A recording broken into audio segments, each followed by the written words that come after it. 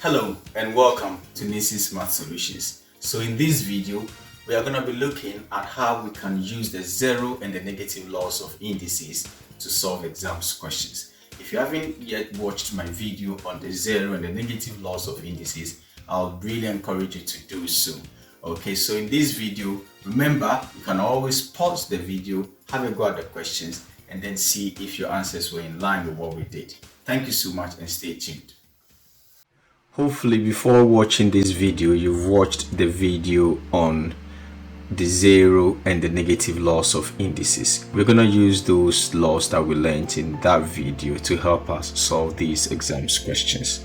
So let's have a quick reminder. First off, we know from that video that any non-zero term to the power of 0 is 1. Another law that we learned was that any non-zero term to the power of -1 is the reciprocal of that term, and we generalize that to say that, of course, any non-zero term to the power of minus, of course, is going to be the reciprocal of that term. So bearing that in mind, let's now look at how we could solve these exams questions. So the first one we are asked to do here is to work out the value of 2 to the power -1. Now that gives us the negative law. Okay, so the negative law says that it's a reciprocal. So 2 to the power of -1 is the same as 1/2. And that's our answer.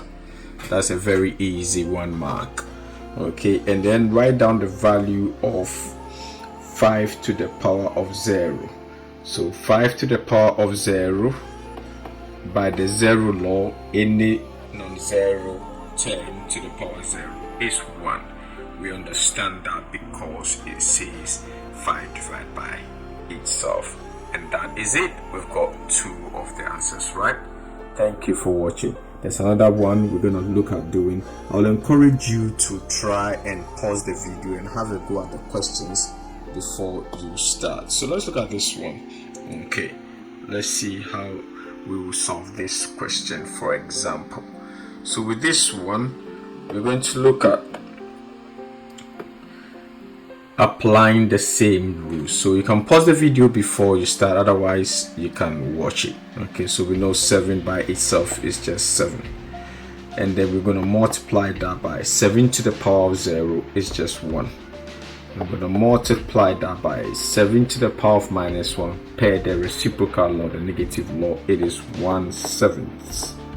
Okay, so now we've got to find 7 times 1, which is 7 times 1/7. So if we have 1 underneath each one of them, these are all fractions. We can multiply across the top, which is 7 times 7 and 1 times 1. That works out to be 7. And then at the bottom we go 1 times 1 times 7, and that's 7. Now we know a number divides itself to become 1. So the answer to this question is just 1. Okay, so we know that that is definitely 1. Okay, then the next exams question, again, I will encourage you to pause the video and have a go.